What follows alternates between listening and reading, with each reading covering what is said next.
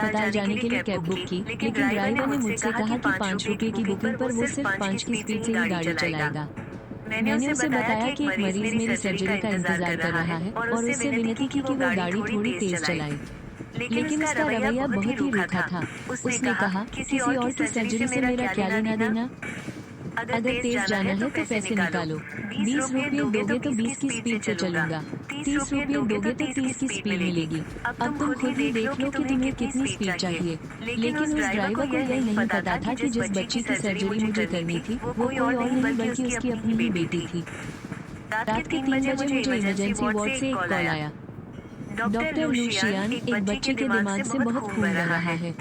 ये सर्जरी सिर्फ और सिर्फ आप ही कर सकते हैं। कृपया किसी भी तरह 30 मिनट के अंदर अस्पताल पहुंच जाइए। फोन रखने के तुरंत बाद मैं झटपट उठा क्योंकि मेरी अपनी गाड़ी रिपेयर होने के लिए गई हुई थी। इतनी रात गए कैब लेने के अलावा और कोई चारा नहीं था। गनीमत ये थी कि मेरा घर हाईवे के ठीक पास ही है। अगर सब कुछ ठीक रहा तो मैं 20 मिनट में अस्पताल पहुंच जाऊंगा। इसलिए गाड़ी में बैठते ही मैंने ड्राइवर से कहा, भैया जल्दी से प्रोविंशियल चिल्ड्रंस हॉस्पिटल ले चलिए। मुझे वहाँ एक बहुत ही जरूरी सर्जरी के लिए पहुँचना है। इतना कर मैंने तुरंत अपने अस्पताल के ग्रुप में मैसेज डाला, आप लोग स्थिति संभाल कर रखिए। मैं हाईवे पर निकल चुका हूँ। ब्रेन सर्जरी की सारी तैयारियां पूरी करके रखिए। इसके जवाब में वाइस डायरेक्टर हान डोडो ने लिखा, इतनी रात को आपको घर से बुलाने के लिए माफी चाहूंगी, लेकिन ये सर्जरी आपके अलावा कोई और नहीं कर सकता। हमारे पास सच में और कोई रास्ता नहीं बचा है। अपना फोन जेब में रखने के बाद मैंने तुरंत अपनी आंखें बंद कर ली क्योंकि सर्जरी के दौरान बहुत ज्यादा ऊर्जा की जरूरत पड़ने वाली थी। मेरे लिए ये जरूरी था कि मैं रास्ते भर आराम कर लूं। लेकिन ठीक उसी वक्त मुझे कुछ अजीब सा महसूस हुआ। हमारे बगल से एक के बाद एक गाड़ियां फर्राटे भरते हुए आगे निकल रही थी। मुझे लगा कि शायद ड्राइवर की आंख लग गई है, तो मैंने उसे तुरंत टोका, भैया सो मत जाना, ये हाईवे है।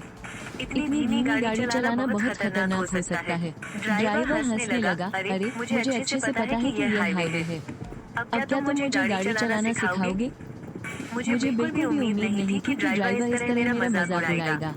उसका ऐसा बदतमीजी भरा रवैया देखकर मैंने पहली बार उस ड्राइवर को ध्यान से देखा। उसका चेहरा बहुत ही खूंखार और डरावना लग रहा था। उसे देखकर ही लग रहा था कि उसे उलझना भारी पड़ सकता है।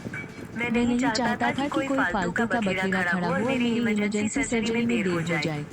इसलिए मैं समझदारी दिखाते हुए चुप ही रहा। लेकिन ड्राइवर सच में हद से ज्यादा धीमी गाड़ी चला रहा था। अगर वो इसी रफ्तार से चलता रहा तो मैं 1 घंटे में भी अस्पताल नहीं पहुंच पाऊंगा। हारकर मुझे उसे टोकना ही पड़ा, भैया क्या आप प्लीज गाड़ी थोड़ी तेज चला सकते हैं? मुझे सर्जरी के लिए चिल्ड्रंस हॉस्पिटल जाना है और मुझे बहुत ज्यादा जल्दी है। तुमने इस बुकिंग के लिए डिस्काउंट कूपन लगाया है। इतने लंबे सफर के लिए तुमने मुझे सिर्फ 5 रुपए दिए हैं। मैं तुम्हें साफ साफ बता दूं, जितने पैसे दोगे उतनी ही सुविधा मिलेगी। 5 रुपए की बुकिंग पर मैं सिर्फ 5 की स्पीड से ही चलूंगा। इतना कहने के बाद उसने पीछे मुड़कर मेरा मजाक उड़ाते हुए कहा, अरे नवाब साहब, तो फिर आपने कैब क्यों बुक की? पैदल ही चले जाते ना, तुम्हारा एक भी पैसा खर्च नहीं होता। कितना बढ़िया रहता। ऊपर से कह रही हो कि बहुत जल्दी है। अगर सच में इतनी ही जल्दी थी तो 200 रुपये देकर पूरी गाड़ी बुक कर लेते ना, फिर जितनी तेज चाहते उतनी तेज चलते। हे। उस वक्त मुझे जल्द से जल्द अस्पताल पहुंचना था और मैं बुरी तरह घबराया हुआ था।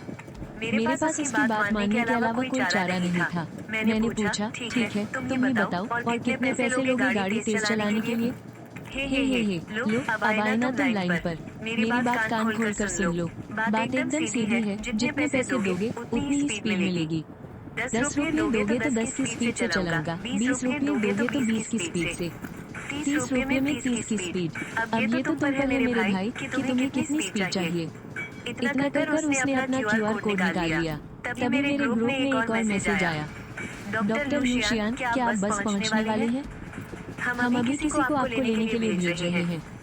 अपने साथियों के ऐसे घबराए हुए मैसेज देखकर एक जान बचाने की खातिर मुझे ड्राइवर की उस बेतुकी मांग के आगे झुकना ही पड़ा। ठीक है मैं और पैसे दे दूंगा। स्पीड 120 कर दो। 120 रुपये हुए ना? मैं अभी पेमेंट करता हूँ। लेकिन जैसे ही मैं QR कोड स्कैन करके पैसे देने वाला था, ड्राइवर अपनी बात से फिर पलट गया।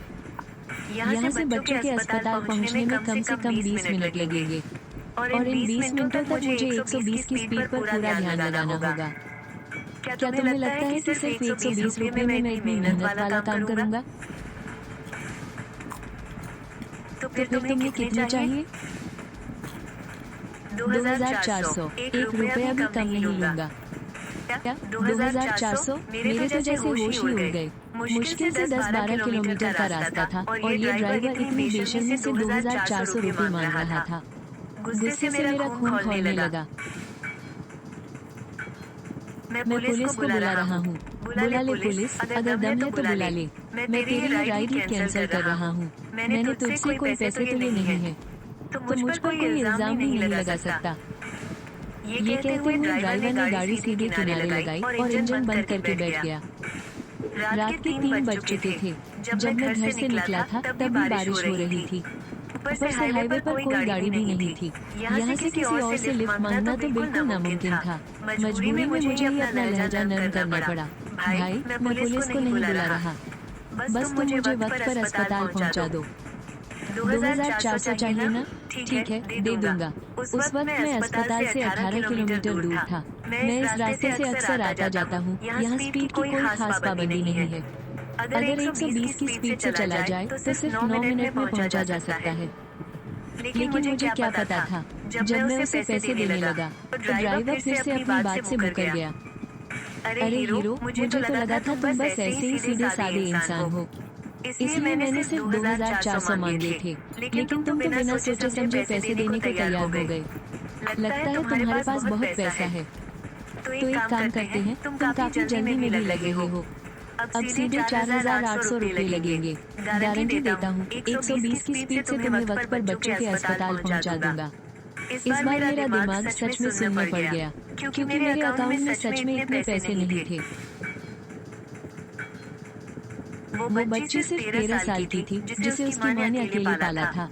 उसने मेरे सामने अपनी पाई निकाल कर रख दी थी और हमसे थोड़ा और वक्त मांगने लगी थी। उस बच्ची को उसकी माँ ने गोद लिया था और वो दिव्यांग भी थी। कोई उसे अपनाना नहीं चाहता था, तो किसी ने उसे उसके घर के बाहर छोड़ दिया था। माँ का दिल पसीज गया और वो उसे अपने घर ले आई।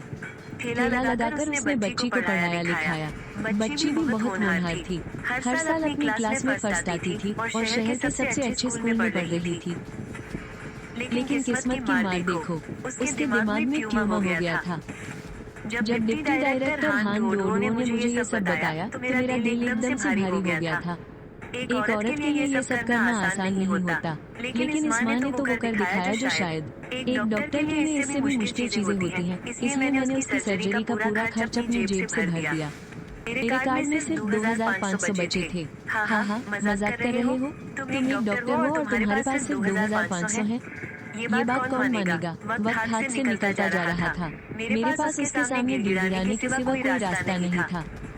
क्या हम ऐसा कर सकते हैं? आप बस मुझे स्टेट चिल्ड्रन हॉस्पिटल तक छोड़ दीजिए। हॉस्पिटल पहुंचते ही मैं आपको आपके पूरे पैसे दे दूंगा।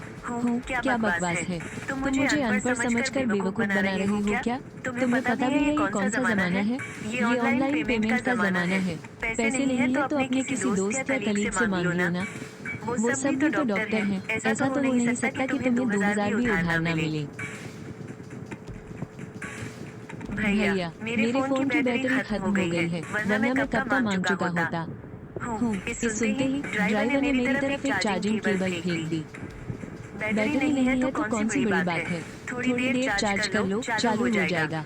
मैं पूरी तरह से बेबस था, इसलिए मैंने चुपचाप फोन चार्जिंग पर लगा दिया। लेकिन कई मिनट बीत जाने के बाद मुझे समझ आया कि ड्राइवर का चार्जिंग पोर्ट ही खराब है। जब उसने देखा कि मेरा फोन ऑन नहीं हो रहा है तो वो बुरी तरह भड़क गया। कितनी मनहूसियत है। चल बाहर निकल मेरी गाड़ी से, मुझे नहीं ले जाना तुझे कहीं। ये कहकर उसने मुझे कॉलर से पकड़कर बाहर खींच लिया। मैं हाथ जोड़कर उसके सामने गिड़गिड़ाने लगा। भैया, आप मुझे इस तरह आधी रात को हाईवे पर नहीं छोड़ सकते। मेरी जान को तो खतरा है ही। चिल्ड्रन हॉस्पिटल में एक बच्चा मेरी राह देख रहा है, मुझे उसकी जान बचानी है। मेरी बात तो सुनिए। पैसे हॉस्पिटल पहुंचते ही मैं आपको एक पाई चुका दूंगा। मैं कसम खाता हूँ कि मैं ऐप वालों से कोई कंप्लेंट भी नहीं करूंगा। बस मुझे किसी तरह हॉस्पिटल पहुंचा दीजिए। भैया, मेरा वहां पहुंचना बहुत जरूरी है। उस बच्चे के बचने की अभी भी एक उम्मीद बाकी है। अगर मुझे देर हो गई तो भगवान भी उसे नहीं बचा पाएंगे। मेरी हालत रोने जैसी हो रही थी, मैं बस उसके पैरों में गिरने ही वाला था, लेकिन उस पत्थरदिल ड्राइवर ने मुझे जोर से धक्का दे दिया। मैं लड़खड़ाते हुए उठा और फिर से उससे मिन्नतें करने लगा। भैया, अगर आप मुझे नहीं ले जाना चाहते तो कोई बात नहीं। क्या आप अपना फोन देंगे? मैं बस एक कॉल करके अपने कलीग को बुला लेता हूँ। मुझे यकीन नहीं हुआ जब उसने सीधा मेरी छाती पर लात मार दी। निकल यहाँ से। एक तो तूने मेरा वक्त और पैसा बर्बाद किया, ऊपर से मेरा फोन भी इस्तेमाल करना चाहता है। कॉल करना है ना? ठीक है, निकाल 200 रुपये। लेकिन उस वक्त मेरे पास उसे देने के लिए 200 रुपये कहाँ से आते? मुझे चुप देखकर उसने फिर से ताना मारा। लोग कहते हैं कि डॉक्टरों के पास बहुत पैसा होता है, खाक पैसा होता है, भिखारियों से भी बदतर हालत है। तुझे अपनी गाड़ी में बैठाकर मैंने वांग जियांजुन ने सबसे बड़ी गलती कर दी। मेरी तो किस्मत ही खराब थी। ये कहकर उसने जोर से दरवाजा पटका और गाड़ी भगाते हुए वहां से चला गया। मैं बारिश में पूरी तरह से भीग चुका था। ठंडे पानी की बूंदें मेरे सिर से टपक रही थी। मैंने किसी तरह अपने आंसू रोके, हिम्मत जुटाई और सड़क पर गाड़ियां रोकने की कोशिश करने लगा। लेकिन आधी रात के वक्त उस सुनसान हाईवे पर इक्का दुक्का गाड़ियां ही गुजर रही थी। एक एक पल जैसे पहाड़ लग रहा था। तभी आखिरकार मुझे एक गाड़ी आती दिखी। मैं पागलों की तरह उसकी तरफ भागा और हाथ हिलाते हुए जोर से चिल्लाने लगा, रुकिए, रुक जाइए, भगवान के लिए रुक जाइए। वो गाड़ी आखिरकार धीरे धीरे मेरे सामने आकर रुक गई। मैं तुरंत भाग कर गया और शीशा खटखटाने लगा। अंदर से एक रॉकस्टार जैसे दिखने वाली लड़की ने अपना सिर बाहर निकाला। अरे भाई, ये क्या पागलपन है? आधी रात को मरने का इरादा है क्या?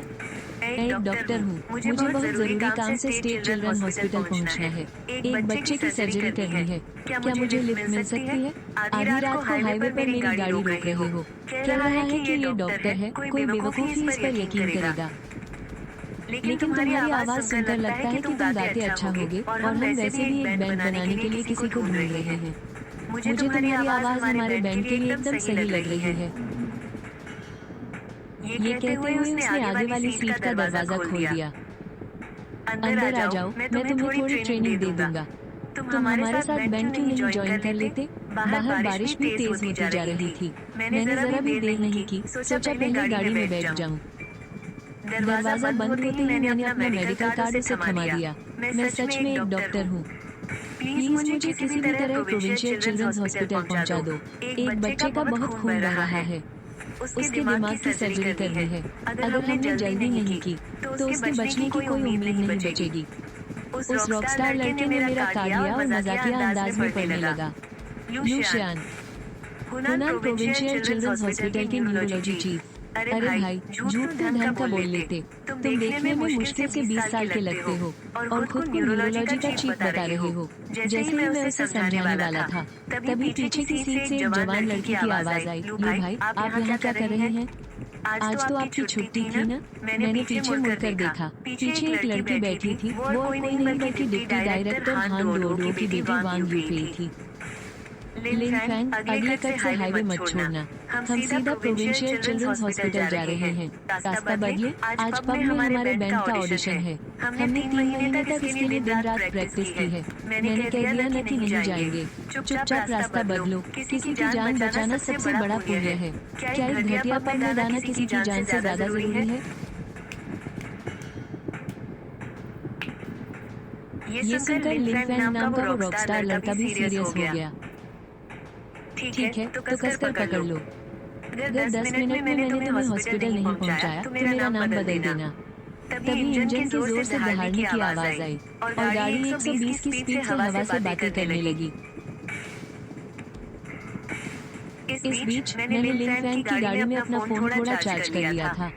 किसी तरह वो चालू हुआ और फोन के चालू होते ही डिप्टी डायरेक्टर हान डोडो का फोन आ गया। लूशियान, तुम कहाँ पहुँचे? बच्चा मुश्किल से 15 मिनट और जिंदा रह पाएगा। रास्ते में थोड़ा जाम लगा हुआ था। बस थोड़ी देर और हिम्मत रखो, हम बस पहुँचने ही वाले हैं। मैंने जाम लगने का बहाना सिर्फ इसलिए बनाया था ताकि हॉस्पिटल के लोगों को तसल्ली रहे और मेरे पास इतना वक्त भी नहीं था कि उन्हें अपने साथ हुई सारी बातें बता सकूं। लेकिन मुझे क्या पता था कि मेरी बात सच हो जाएगी। जैसे ही हम हाईवे से उतरने वाले थे, सच में जाम लग गया और जिसने हमारा रास्ता रोका था वो वही पुराना धोखेबाज ड्राइवर था। लिन फैंग ने गाड़ी वाकई बहुत तेज चलाई थी। मैंने हॉस्पिटल के ग्रुप में अपनी इमरजेंसी वार्ड के साथियों की हिम्मत बढ़ाई कि बच्चे का ब्लड प्रेशर कंट्रोल में रखो। बस 3 मिनट में मैं हाईवे से उतर जाऊंगा। रात के वक्त ज्यादा गाड़ियां नहीं होती, मैं बहुत जल्द पहुंच जाऊंगा। लेकिन ग्रुप का माहौल बहुत तनावपूर्ण हो चुका था। डॉक्टर लू, प्लीज किसी भी तरह 10 मिनट के अंदर आ जाइए, वरना सच में कोई उम्मीद नहीं बचेगी। यह मैसेज देखकर मेरी नजरें सामने की तरफ एकदम गड़ गई। उसने मुझे एक टॉफी देते हुए कहा, लो भैया, संतरे के स्वाद वाली। मुझे ये स्वाद बहुत पसंद है और वो भी सिर्फ आपकी वजह से। अब चिंता मत कीजिए, लिन फैंग बहुत तेज और बढ़िया गाड़ी चलाता है। वो पक्का आपको समय पर अस्पताल पहुंचा देगा ताकि आप उस बच्चे का ऑपरेशन कर सके। मैंने हाँ में सिर हिलाया और टॉफी लेकर मुंह में डाल ली। जैसे ही टॉफी मुंह में घुली, मेरे मन को काफी शांति मिली और जैसे ही मैंने अपनी आंखें बंद की, दाईं लेन से एक कैब अचानक तिरछी होकर हमारे बिल्कुल सामने आ घुसी। ये क्या बकवास है? सामने दोनों लेन बिल्कुल खाली हैं, तो ये अचानक लेन बदलकर हमारे सामने क्यों आ घुसा? हमारी टक्कर होते होते बची। लिन फैंग ने जोर से हॉर्न बजाया, अपना गुस्सा जाहिर करने के लिए। उस वक्त बारिश भी थोड़ी तेज हो रही थी। मैंने सामने वाली उस गाड़ी पर ज्यादा ध्यान नहीं दिया, बस लिन फैंग को शांत रहने का इशारा किया।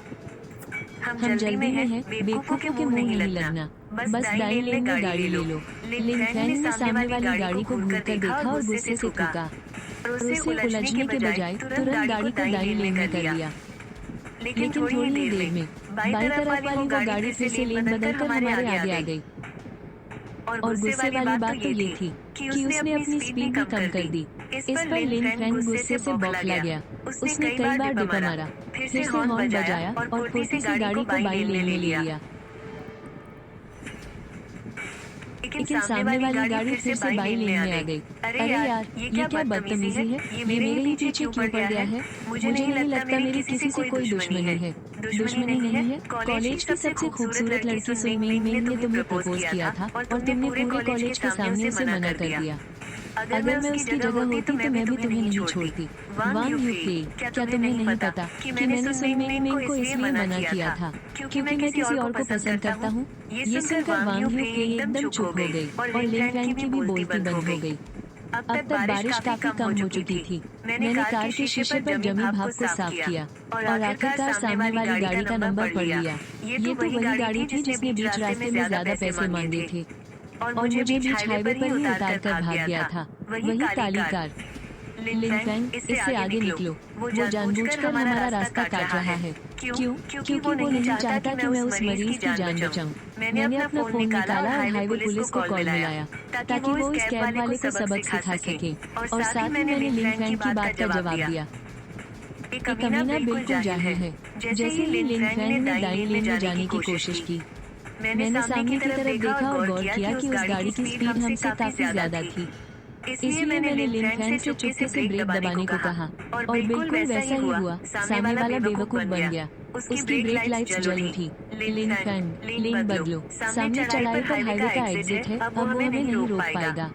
लिन फैंग की ड्राइविंग वाकई बहुत शानदार थी। उसने बिना एक पल गंवाए लेन बदली और पूरा एक्सीलेटर दबा दिया। हमारी कार तेजी से दाईं तरफ ही रही और हम हाईवे से बाहर निकलने के लिए तैयार हो गए। उफ, जैसे ही हम सबने राहत की सांस ली, वो काली कार भी अचानक स्पीड बढ़ाकर एग्जिट रैंप की तरफ आ घुसी। रैंप पर स्पीड लिमिट 60 की थी। रास्ता बहुत संकरा था और उसमें काफी घुमाव भी थे। दोनों गाड़ियां बिल्कुल एक दूसरे के बराबर आ गईं। तभी दाईं तरफ चल रही उस काली कार का शीशा नीचे हुआ। पुलिस को बुलाने की जरूरत थी ना, तो यही कुचलकर मार डालूंगा। बेशर्म कहीं के, बचकर रहना, वरना तुम्हारी आने वाली औलाद गंजी पैदा होगी। हाँ, बच के रहना छोकरे, तुम फिक्र मत करो। मेरी बेटी के सिर पर सिर्फ बाल ही नहीं है, बल्कि वो बहुत ही स्मार्ट भी है। और बता दूं, उसकी पढ़ाई में भी बहुत अच्छे नंबर आते हैं। क्या हुआ, तुम्हें निराशा हुई ना? तुम्हारी खुद की एक बेटी है, फिर भी तुम ऐसे घटिया काम करते हो। तुम्हें पता भी है, इस गाड़ी में जो बैठे हैं वो बच्चों के अस्पताल के डॉक्टर हैं और वो किसी की जान बचाने के लिए जल्दी में हैं। तुम जो कर रहे हो उससे किसी की जान जाने का खतरा है, समझे तुम? हाँ, मुझे बिल्कुल पता है। डॉक्टर लुशियान, है ना, जो टीवी पर भी आ चुके हैं। पूरे राज्य के इकलौते डॉक्टर जिनका ब्रेन सर्जरी में आज तक 0 फेलियर रिकॉर्ड है। सही कहा ना? तो फिर तुम उन्हें किसी की जान बचाने से क्यों रोक रहे हो? अरे, अगर हम जैसे आम लोगों को कुछ हो जाए तो क्या हम इतने बड़े लेवल के डॉक्टर को बुला सकते हैं? इलाज के लिए मैं बताता हूँ तुम्हें, उस बीमार की किस्मत ही खराब है जो मेरे जैसे इंसान से पाला पड़ गया। मैं तो बस भगवान के नाम पर अपना काम कर रहा हूँ। मैंने इतने सालों तक डॉक्टरी की है और हमेशा हर मरीज को एक ही नजर से देखा है। आज जिस बच्चे का इलाज होना है वो एक मामूली टैक्सी ड्राइवर का ही बच्चा है। तुम्हें एहसास भी है तुम्हारी इस घटिया हरकत से अगर उस बच्चे की जान चली गई तो वो पूरा परिवार तबाह हो जाएगा। हाँ, तुम्हारे जैसा इतना बड़ा डॉक्टर एक मामूली टैक्सी ड्राइवर के बच्चे की जान बचाएगा? ये बात बाहर जाकर कहोगे तो कौन मानेगा? मैं बता रहा हूँ तुम लोगों को, आज अगर सही सलामत शहर के बच्चों वाले अस्पताल पहुँचना है ना तो पहले मुझसे पार पाना होगा। मुझे पक्का यकीन है उस अमीर बाप ने तुम्हें अच्छी खासी मोटी रकम खिलाई है। अब तुम्हारे फोन में भी बैटरी आ गई है तो चुपचाप मुझे 1 लाख रुपए ट्रांसफर कर दो। मैं वादा करता हूँ तुम्हारी गाड़ी का रास्ता नहीं रोकूंगा, आराम से जाने दूंगा। हम और अगर नहीं दिए तो पैसे नहीं मिले तो मैं तुम्हारी गाड़ी के साथ बम्पर कार खेलूंगा। तुम लोग वक्त पर अस्पताल नहीं पहुँच पाओगे और उस मरीज का खेल खत्म। डॉक्टर लू, आप कहाँ तक पहुँचे? मरीज मुश्किल से बस 5 या 6 मिनट और टिक पाएगा। बस ये ढलान पार करते ही हम हाईवे से नीचे उतर जाएंगे। प्लीज मेरे लिए बस थोड़ा सा वक्त और निकालिए। क्या तुम्हें दिल की बीमारी है? मैंने तो उन्हें ऐसा कुछ कहते कभी नहीं सुना। डॉक्टर लू, अब हम क्या करें? गाड़ी साइड में लगाओ, अपनी दवा खाओ। उस बच्चे की जान तो जरूरी है ही, लेकिन तुम्हारी जान भी उतनी ही जरूरी है। पहले दवा खाओ। क्या तुम्हें मेरे साथ गाड़ी से रेस लगानी है? दो बेवकूफ न सीखिए, तुम लोग अभी बहुत कच्चे हो।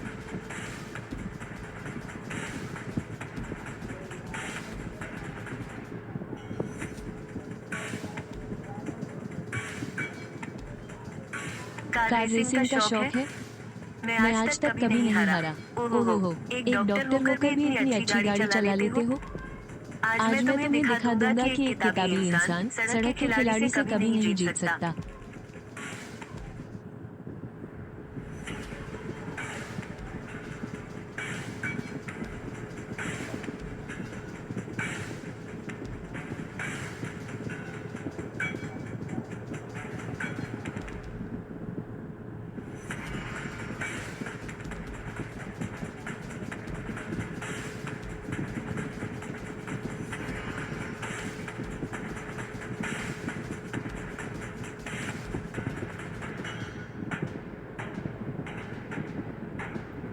अरे बाप रे, ये तो फिर से वही वांग जियांजुन है। हेलो, क्या ये 120 इमरजेंसी सेंटर है? मरीज ने दिल की इमरजेंसी दवा खा ली है। मेरी गाड़ी को पीछे से टक्कर मार दी गई है। मैं उन्हें वक्त पर अस्पताल नहीं पहुंचा सकता। प्लीज जल्दी आइए। मेरे पास पुलिस या एक्सीडेंट के झमेले में पड़ने का वक्त नहीं है। तुम यहीं रुककर गाड़ी का ध्यान रखो। बाहर निकलकर एक्सीडेंट की तस्वीरें खींच लो और पुलिस को भी कॉल कर देना। लू भाई, आप फिक्र मत कीजिए, मैं समझ गया मुझे क्या करना है। तब जाकर मुझे थोड़ी तसल्ली हुई और मैं गाड़ी से उतरा। अगर अस्पताल से गाड़ी यहाँ तक आती है, 3 ट्रैफिक लाइट पार करनी होंगी और हर लाइट पर 1 मिनट लगेगा। लेकिन अगर मैं छोटी गली से जाऊँ और बस तेज दौड़ूं तो 3 मिनट में पहुंच सकता हूँ। और मेरे पास एक और भी तेज तरीका है, वो है सड़क पर चल रही किसी स्कूटी को रोकना। ये शहर का बीचों बीच है, अस्पताल के एकदम पास। आधी रात को भी यहाँ काफी लोग होते हैं। स्कूटी को ट्रैफिक लाइट का इंतजार नहीं करना पड़ता, वो आराम से रास्ता निकाल सकती है। 1 मिनट से भी कम समय में मैं सीधे इमरजेंसी के गेट पर पहुँच सकता हूँ। ये सोचते ही जैसे ही मैंने भागने के लिए पैर बढ़ाया, उस कैब वाले ने हंसते हुए मेरे कपड़े पकड़ लिए। कहाँ भाग रहा है? मेरी गाड़ी ने तुझे टक्कर मारी है। तू अपना हर्जाना लिए बिना ही जा रहा है? अब मेरा दिमाग पूरी तरह से खिसक गया था। मैंने अपनी पूरी ताकत जुटाई और उसकी पसलियों में जोर से अपनी कोहनी दे मारी।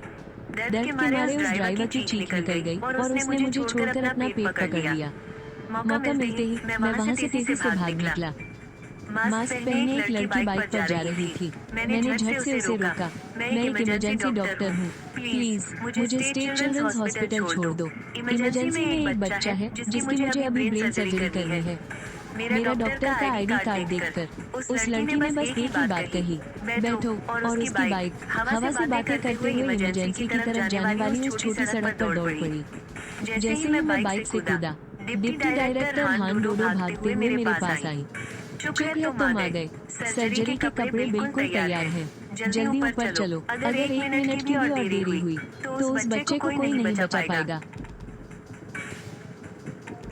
जैसे ही हम सीढ़ियाँ चढ़ने लगे, अचानक किसी ने बीच में अपना पैर अड़ा दिया। मैं बिल्कुल तैयार नहीं था और सीधा मुंह के बल जमीन पर गिर पड़ा।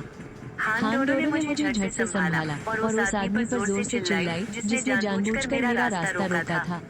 ये क्या बदतमीजी है? अंधे हो क्या? तुम्हें इंसान दिखाई नहीं देते? और तभी वही घिनौनी आवाज मेरे कानों में फिर से गूंजी। इतनी भी क्या जल्दी है?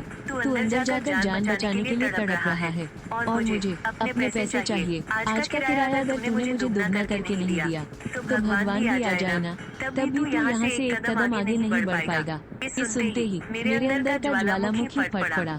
तुम्हारी ये घटिया हरकत मेरी समझ से बाहर है, लेकिन कान खोलकर सुन लो, उस बच्चे की हालत बहुत नाजुक है। अगर तुम्हारी इस देरी की वजह से हमने वो कीमती वक्त गंवा दिया तो इसकी पूरी जिम्मेदारी तुम्हारी होगी। आज रात तुमने जो भी किया है ना, मैंने सब रिकॉर्ड कर लिया है। जब पुलिस इस मामले में घुसेगी तो मैं उम्मीद करता हूँ कि तुम उन्हें पूरा सच बताओगे। लेकिन उस ड्राइवर के चेहरे पर कोई शिकन नहीं थी। मुझे क्या परवाह, वो मेरा बच्चा थोड़ी ना है। तू मुझसे इतनी नफरत इसलिए कर रहा है ना क्योंकि मैंने तेरी कमाई का रास्ता बंद कर दिया। डॉक्टर लू ये क्या बकवास कर रहा है? कैसी कमाई? ये बकवास कर रहा है कि मैं किसी अमीर के बच्चे को बचाने जा रहा हूँ। रास्ते भर इसने मुझे जानबूझकर परेशान किया। न सिर्फ बीच रास्ते में इसने किराया बढ़ा दिया, बल्कि जानबूझकर गाड़ी भी बहुत धीमी चलाई ताकि देर हो जाए। मेरे फोन की बैटरी खत्म हो गई थी तो मैं इसे इसके मुंहमांगे पैसे नहीं दे पाया, तो इसने मुझे बीच रास्ते में ही गाड़ी से निकाल दिया। अच्छा, तभी तुम पूरे भीगे हुए हो। डायरेक्टर लू, क्या तुम इस हालत में सर्जरी कर पाओगे? हाँ, बिल्कुल करूँगा। एक व्हीलचेयर लेकर आओ, चाहे कुछ भी हो जाए, मैं पूरी कोशिश करूँगा। हम मीरों का पैसा छापने के लिए तू अपनी जान पर खेलने को भी तैयार है ना? बड़े आए महान डायरेक्टर लू, तुम ये क्या बकवास कर रहे हो? आज जिस मरीज की इमरजेंसी सर्जरी होनी है वो एक टैक्सी वाले के परिवार से है। भला टैक्सी चलाने वाला अमीर कैसे हो गया? उस अवैध टैक्सी वाले के होश उड़ गए, लेकिन उसकी अकड़ फिर भी कम नहीं हुई। हम कौन जाने तुम्हारे दिल में क्या खोट है। मुझे तो लगता है तुम लोग शक्ल देखकर काम करते हो। अमीरों को देखते ही तुम्हारी नीयत बदल जाती है। तुम्हारे ये सारे हथकंडे मैं अच्छी तरह से जानता हूँ। लेकिन उसके इतना कहते ही एक औरत भागती हुई उस टैक्सी वाले के पास आई।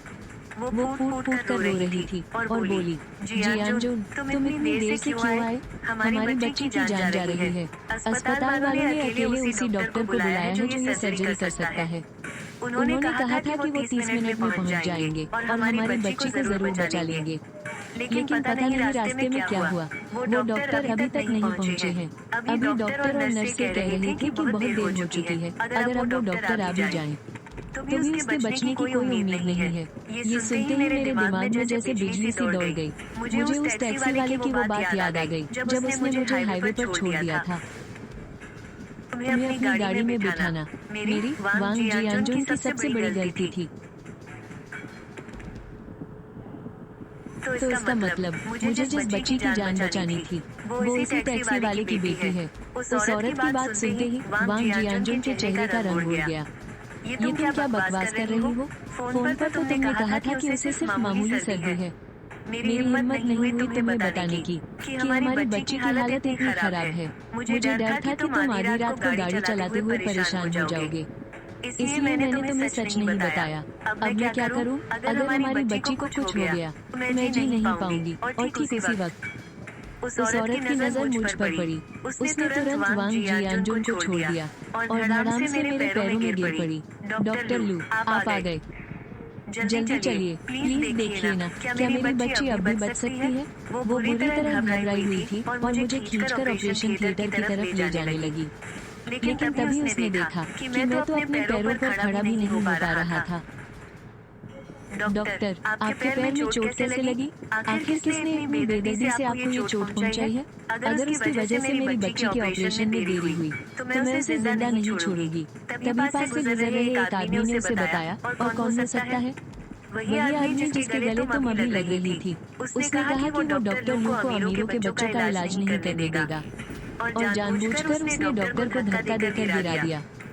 हाँ, अब आके ठिकाने आई ना। डॉक्टर लू जिसे बचाने जा रहे थे वो उसी की अपनी बच्ची थी। सब लोग उसे ताने मारने लगे। उस औरत ने वांग जियानजुन को घूर कर देखा।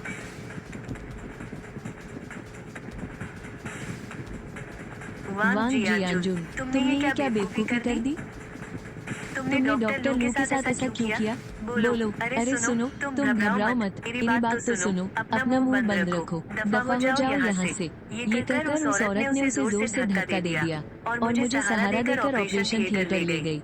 लेकिन अब बहुत देर हो चुकी थी। रास्ते में इतना ज्यादा वक्त बर्बाद हो गया था कि अब सर्जरी करने का कोई फायदा नहीं था। मैं और हान डोडो ऑपरेशन थिएटर से बाहर आए। उस औरत ने तड़पते हुए पूछा, क्या हुआ डॉक्टर? मेरी बच्ची बच तो जाएगी ना? उसकी उम्मीद मेरी आंखों को देखकर मैंने ना में सिर हिला दिया। रास्ते में इतना वक्त बर्बाद हो गया कि सर्जरी करने के लिए बहुत देर हो चुकी थी। ये सुनते ही वांग जियानजुन धड़ाम से जमीन पर घुटनों के बल गिर पड़ा।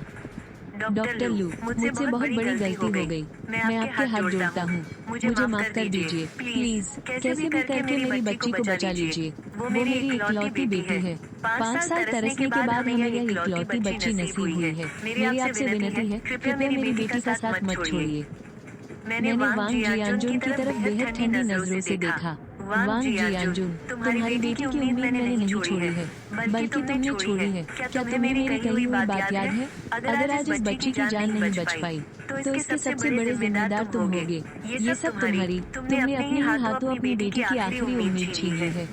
ये सब तुम्हारे अपने कर्मों का फल है। मेरी तेज आवाज पूरे कमरे में गूंज उठी। उस औरत ने रोते हुए वांग जियानजुन को सहारा दिया। सुनो, अभी डॉक्टर लू ने जो भी कहा मुझे कुछ समझ नहीं आया। आखिर ये सब क्या हो रहा है? वांग जियानजुन सिर झुकाए चुपचाप खड़ा रहा। ठीक उसी वक्त पुलिस वहाँ आ गई। क्या आप मिस्टर वांग जियानजुन हैं? हमें आपसे कुछ पूछताछ करनी है। कृपया हमारे साथ थाने चलिए। ये सुनते ही कि वांग जियानजुन को ले जाया जा रहा है, उस औरत ने तुरंत वांग जियानजुन को अपने पीछे कर लिया। इंस्पेक्टर साहब, मेरी बच्ची की हालत बहुत खराब है। ये तो बस गाड़ी चलाकर उसे ही देखने आ रहे थे। रास्ते में जरूर कोई गलतफहमी हुई होगी। ये जानबूझकर कभी कोई मुसीबत मोल नहीं ले सकते। कहीं आपसे कोई भूल तो नहीं हो रही? पुलिस वाले ने कहा, नहीं, हमसे कोई भूल नहीं हुई है। हमारे पास रास्ते का वीडियो और ऑडियो रिकॉर्डिंग दोनों है। अगर आपको विश्वास नहीं है तो आप खुद ही देख लीजिए। वीडियो देखने और रिकॉर्डिंग सुनने के बाद वो औरत चीखी चिल्लाई या गुस्सा नहीं हुई जैसा कि लग रहा था। इसके बजाय उसकी आवाज बेहद शांत थी। तो इसका मतलब तुम्हारी वजह से मेरी बेटी का ऑपरेशन नहीं हो पाया। ये कहकर वो वापस उस पुलिस वाले की तरफ मुड़ी। इंस्पेक्टर साहब, इन्हें ले जाने से पहले क्या आप इन्हें एक बार बच्ची को देखने दे सकते हैं? पुलिस वाले ने उस औरत की तरफ देखा और हाँ में सिर हिला दिया। ठीक है, लेकिन थोड़ा जल्दी कीजिएगा। उस औरत ने वांग जियानजुन को खड़ा किया। मैंने देखा कि उसकी आंखें आंसुओं से भरी हुई थीं। जब वो मेरे सामने से गुजरा तो वो एक बार फिर अपने आंसुओं पर काबू नहीं रख पाया और घुटनों के बल गिर पड़ा।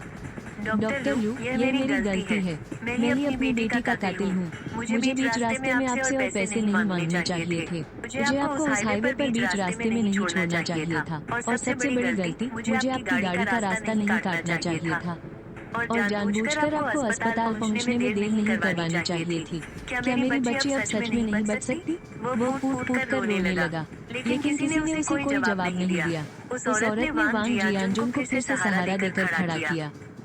चलो चलो चलकर अपनी बेटी को देख लो। वांग जियानजुन लड़खड़ाते हुए खड़ा हुआ। उसने अपनी पत्नी की ओर कृतज्ञता भरी नजरों से देखा। मुझे लगा था कि तुम मुझे कभी माफ नहीं करोगी।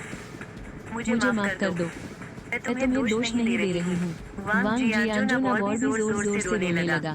उसने गिड़गिड़ाते हुए अपनी पत्नी से कहा, देखो, अगर हमारी बच्ची हमारे साथ नहीं भी रही न, तो भी तुम अपना पूरा ख्याल रखना। मैं कसम खाता हूँ, अब से मैं तुम्हें हमेशा खुश रखूंगा और तुम्हें कभी कोई दुख नहीं पहुँचने दूंगा। उस औरत ने अभी भी बेहद धीमी और शांत आवाज में जवाब दिया, फिक्र मत करो, मैं ठीक रहूंगी। जाओ जाकर अपनी बच्ची से मिल लो। वो अभी गई है, शायद तुम्हारी आवाज सुन ले। वांग जियानजुन के आंसू अचानक थम गए। वो अपनी पत्नी के पीछे पीछे उस वार्ड में गया और फिर थोड़ी ही देर बाद वार्ड के अंदर से उस औरत की दिल चीर देने वाली चीखें गूंज उठी। मेरी बच्ची, मम्मी पापा तुम्हारे पास आ रहे हैं।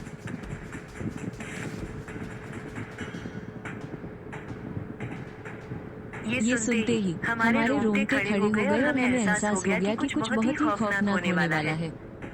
जब तक हम भागकर अंदर पहुंचे, वांग जियानजुन जमीन पर गिर चुका था। उस औरत के हाथ में फल काटने वाला चाकू था और वो पागलों की तरह जोर जोर से हंस रही थी। मेरे बच्चे, क्या तुम सुन रहे हो? तुम जिंदा बच सकते थे। तुम्हारे पिता की वजह से तुम्हारा ऑपरेशन समय पर नहीं हो पाया। मेरे बच्चे, क्या तुम सुन रहे हो? पहले जब तुम्हारे पिता मुझे मारते थे तो तुम हमेशा मुझे भाग जाने के लिए कहते थे। मैं तुम्हें छोड़कर नहीं जा सकती थी, लेकिन अब तुम चले गए। अब मैं भी जिंदा नहीं रहना चाहती। ये कहकर उस औरत ने खुद को खत्म करने की कोशिश की, लेकिन आखिरकार पुलिस ने उसे पकड़ लिया। उधर वांग जियानजुन, जिसकी सांसें बहुत कमजोर हो चुकी थी, फिर भी उसमें बचने की बहुत तड़प बाकी थी। वो लगातार चिल्ला रहा था, मुझे बचा लो डॉक्टर, मैं आपके हाथ जोड़ता हूँ। मैं अभी मरना नहीं चाहता। लेकिन उस वक्त जो इंसान उसका ऑपरेशन कर सकता था, वो सिर्फ मैं था। और मैं, क्योंकि उसने मुझे बारिश की उस रात हाईवे पर फेंक दिया था, मुझे अचानक तेज बुखार हो गया था। उसी की वजह से मेरे घुटनों में इतनी चोट आई थी कि मेरे लिए खड़ा होना भी मुश्किल था। किसी और को बुला लो, ये ऑपरेशन मुझसे नहीं होगा। ये कहकर मैंने हान डोडो से अपनी व्हीलचेयर बाहर ले जाने को कहा। जब मैं अस्पताल के बिस्तर पर लेटा ड्रिप लगवा रहा था, तो हान डोडो थोड़ा समय निकालकर मुझसे मिलने आई। उसने मुझसे एक सवाल पूछा, डॉक्टर लू, क्या आप सच में ऑपरेशन करने की हालत में नहीं थे? या आप उसका ऑपरेशन करना ही नहीं चाहते थे? मैंने किसी तरह मुस्कुराते हुए कहा, डॉक्टर हान, सच कहूँ तो मैं थक गया हूँ। जब मुझे पता चला कि वो बच्चा नहीं रहा, मुझे लगा जैसे मेरे शरीर की सारी ताकत खत्म हो गई है। आज की रात मैंने अपनी पूरी जान लगा दी ताकि अपने हाथों से किसी की जान बचा सकूं। लेकिन इसी रात किसी और ने भी अपनी पूरी जान लगा दी, मुझे एक जान को बचाने से रोकने के लिए। कभी कभी मुझे लगता है कि एक डॉक्टर होना असल में उतना थका देने वाला नहीं है, लेकिन इंसानों से निपटना सच में बहुत थका देता है। तो क्या अगले जन्म में भी आप डॉक्टर बनना चाहेंगे? मैंने नाम सिर हिलाया।